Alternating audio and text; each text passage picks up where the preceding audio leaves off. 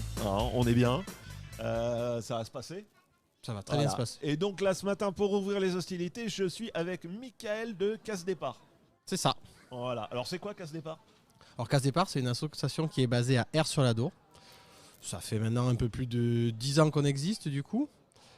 On a commencé tranquillement, je vous imagine comme toute association, avec 2-3 personnes qui ont amené leur propre jeu de société. Et puis au final, petit à petit, on a monté ça et maintenant, on a 400 boîtes de jeux de société et on fait aussi nous beaucoup dans le jeu en bois. Du coup. Voilà. Super. Vous avez, vous avez 400 jeux de société, vous vous retrouvez quand? Alors nous, c'est depuis peu, du coup maintenant, c'est tous les vendredis soirs à Aire-sur-la-Dour. À partir de 20h30 jusqu'à ce qu'il n'y ait plus personne. Jusqu'à ce qu'il n'y ait plus personne. Vous avez une salle que vous prête la mairie ou C'est ça, en fait la mairie nous a dédié un local du coup. Okay. On risque d'avoir une nouvelle maison des associations à Aire-sur-la-Dour. Donc en attendant on a ce local là et ensuite après on se déplacera sûrement à la nouvelle maison des associations à Aire-sur-la-Dour. C'est bien, dans les villes vous avez maison des associations parce que nous en village on a le foyer rural. Mais c'est la même chose, voilà. C'est la même cas. Et toi, le jeu de société, tu commences où à peu près? Tu commences où? Tu commences quand? Alors moi, personnellement, en termes de jeux de société, j'apprécie à peu près tout, du coup. J'ai commencé, je faisais des gros jeux de stratégie. Au final, j'ai changé, je suis plus sur des jeux de stratégie plus courts au final. Mais après, des bons jeux d'ambiance, style un esquissé ou un top 10, ça me fera toujours marrer, du coup. Ouais, ton entrée, ça a été? Parce que Casse Départ, donc ton entrée, tu vois, ton entrée dans le jeu, ça a été? En fait, c'est mon cousin qui était lui déjà dans l'assaut, mais qui était à la création, qui m'a fait tester des jeux que je ne connaissais pas du coup. Moi, je connaissais bien sûr les basiques, Monopoly, tout ça, et qui m'a fait découvrir du coup un Seven Wonders ou un Âge de Pierre, par exemple. Et du coup, il m'a dit, écoute, on a une asso et en fait, nous, on joue quoi. Donc voilà. Donc c'est comme ça que j'ai pu connaître. Et c'était déjà Casse Départ? C'était déjà Casse Départ. Donc c'est une vieille asso alors? C'est une vieille asso, ouais. Ok. Et vous êtes combien d'adhérents? Alors on doit être 25 adhérents. En tant que membre actif, on est 4-5, c'est-à-dire membre actif, je compte ceux qui vont faire des prestations du coup, parce qu'en fait, nous c'est comme ça qu'on se finance, on fait des prestations surtout avec les jeux en bois, c'est surtout ça qui marche.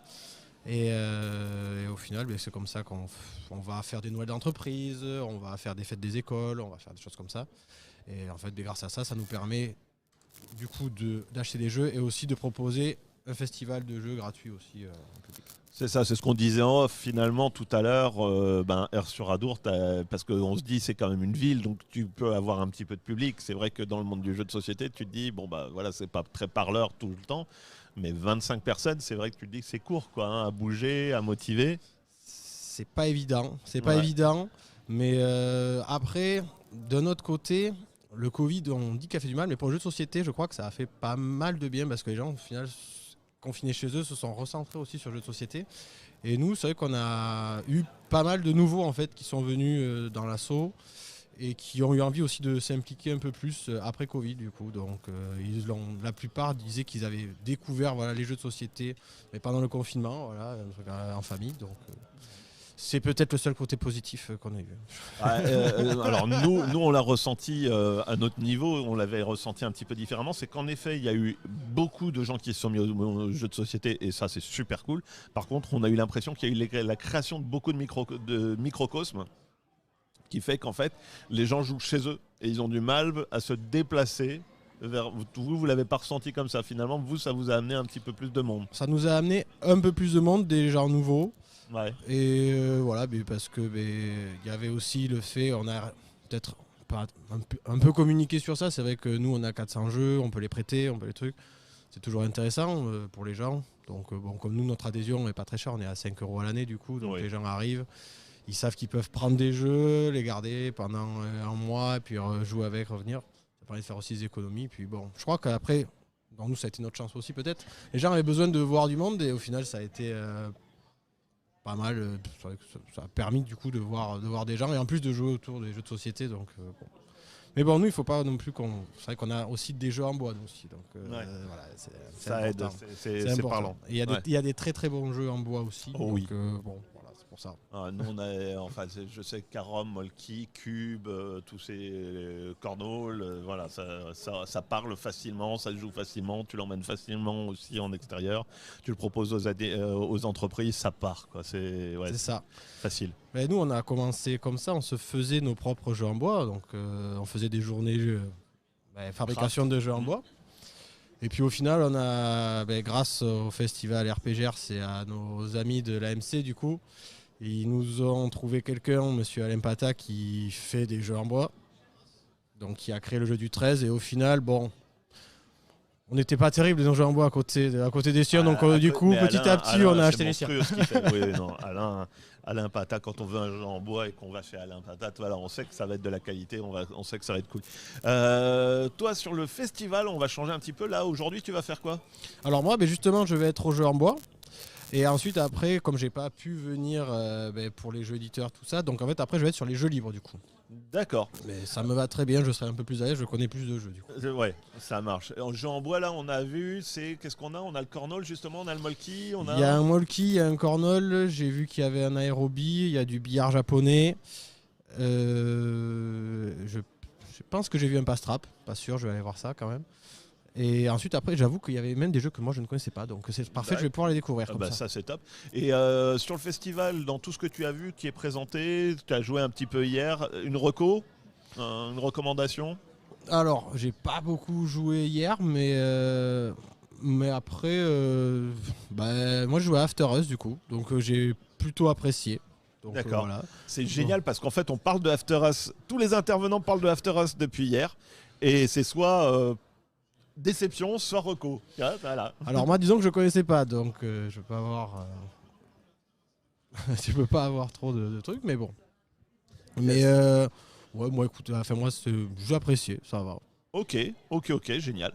Et après, sinon, en recommandation, vas-y. Nous, on a une association Yes Game du coup qui est présente sur le festival, qui fait donc des prototypes de jeux. On les aura tout à l'heure. Ouais. Je vous conseille parce que moi, j'avais testé Bonnie and Clyde qu'ils ont fait, et qui maintenant du coup est plus un prototype, qui est vendu du coup.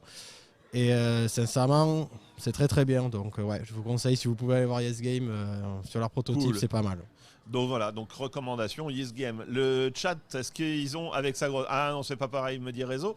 Est-ce que vous avez des questions pour Mickaël avant qu'on le libère pour qu'il aille au jeu en bois ce matin? Tant qu'on y est. Donc il y avait Nohan qui disait un bon champ d'honneur. Mais champ d'honneur, c'est un jeu de société, oui. À deux, mais on en a parlé de champ d'honneur? Non. Hein. A priori, je crois qu'on est pas mal. Est-ce que je peux me permettre de faire un petit peu de pub? Vas-y, pub à mort. Alors, en fait, nous, la Socas Départ, on fait notre festival, du coup, le week-end de l'Ascension, donc 20 et 21 mai, au centre d'animation d'Air-sur-la-Dour. Donc, c'est gratuit. Vous venez, et puis on espère des escapes, du coup, et après, des jeux en bois, des jeux de société, voilà, à manger, à boire. On a un espace rétro gaming aussi chez nous. Donc, voilà. Et on aura de l'acquis de 6. Sur le festival. Sur le festival du jeu à Pau, aujourd'hui, il n'y en a pas forcément. Il n'y en a pas. Mais par contre, vous en aurez. On a un acquis de 6. Ouais. Donc, Air-sur-Adour, 20-21 mai. Les horaires d'ouverture, c'est quoi? 10h, 1h, 10h minuit? Alors, on